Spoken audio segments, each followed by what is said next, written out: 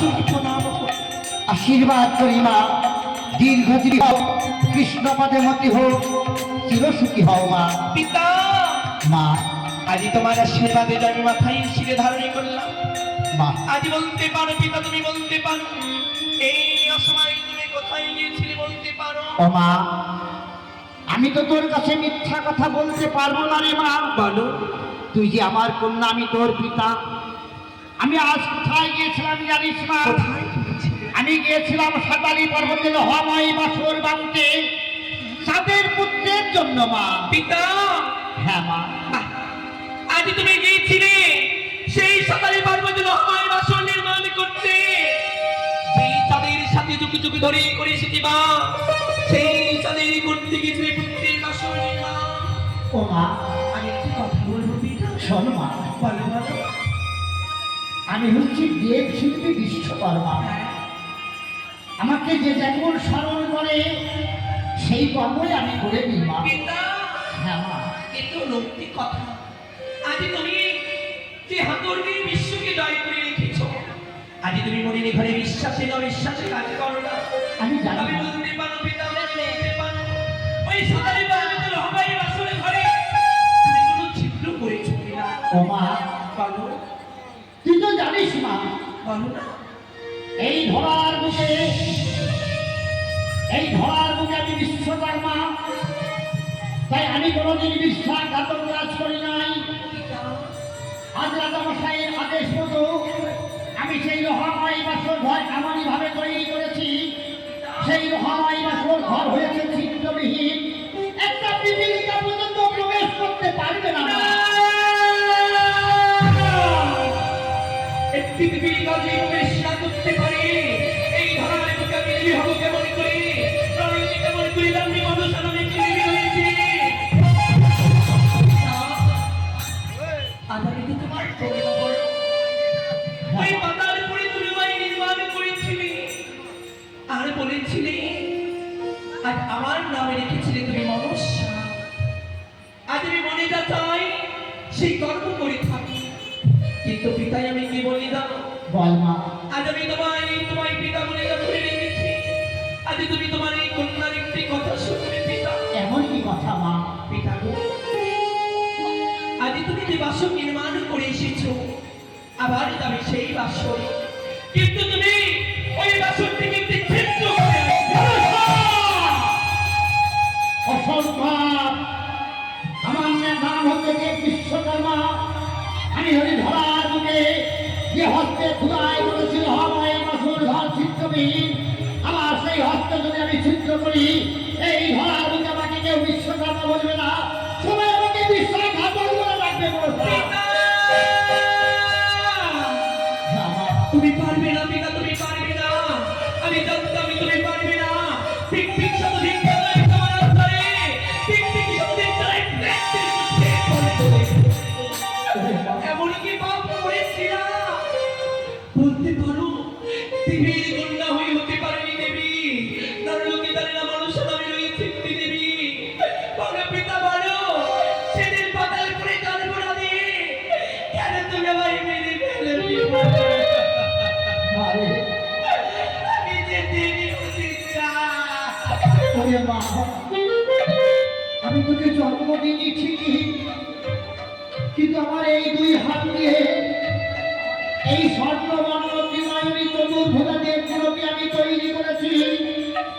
সেই দিন থেকে আমি তোকে কন্যা বলে স্বীকার করেছি। না, তুমি আমায় কন্যা বলে স্বীকার করনি।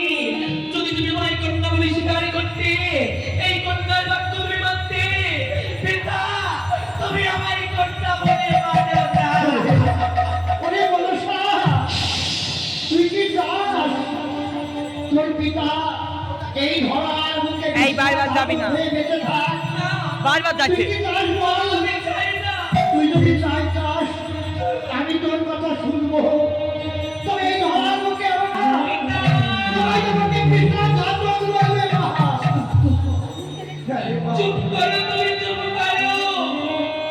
তুমি জানো না আজ আমার এই পিতাময় আশীর্বাদ করেছি, ফলে বলে কৌশলে যে করে হোক তাদের সাথে আমি পুষ্পনী ধরার গুণী দেবী হব। দেবীর রূপ মানে তখন যা আমি মায়া করবো সেই মায়া চলবে এই পৃথিবীর লোকে। আমি কি করবো জানো তো? কি করবে মা? আজ তুমি বাসনটি ছিদ্র করেছো ঠিকই, আজ এই বাসন তুমি ছিদ্র করবে ঠিকই, কিন্তু বাসনটাই পুনরায় তুমি বন্ধ করবে কি নিয়ে জানো? তুমি ফোটার পানির বোটার হয়ে টান দিয়ে বন্ধ করবে, তখন আমার রঙে রাগে যাবে, ওই সানি করে গিয়ে যখন বেশি অহংকার ছাড়বে, চুরির মোটা পানির ফোটা হরিদার পুরে ভস্য হয়ে যাবে। তারপর আমি দেখিয়ে দেবো ওই মানব বিদ্যাদের কত মা, তুমি বিরাম করো। এত সুন্দর কথা, তোর কথাও রাখা হবে, চাঁদের কথাও রাখা হবে, কিন্তু মাগো আমি যে পাওনা ধোনা মিটিয়ে নিয়ে চলে এসেছি, চাঁদের সঙ্গে যদি দেখা হয় আমি কেমন করে এই বদলে মিথ্যা কথা বলবো? আমি তো কোনোদিন মিথ্যা কথা বলতে পারি নাই মা। আরে মনুষ্য বাসরের কাঁদে সারা বিশ্বকর্মাই আমার বিদ্রোহে। কি করবে মা? আজ তুমি আমার অপরাধী নিও না, আজ তোমার এই জন্য আমার এই ধরার মুখে তুমি হওয়ার জন্য আজ আমি তোমার এই মুখের বাক্য আমি হরণ করে দিলাম। মনসা, কি করবো?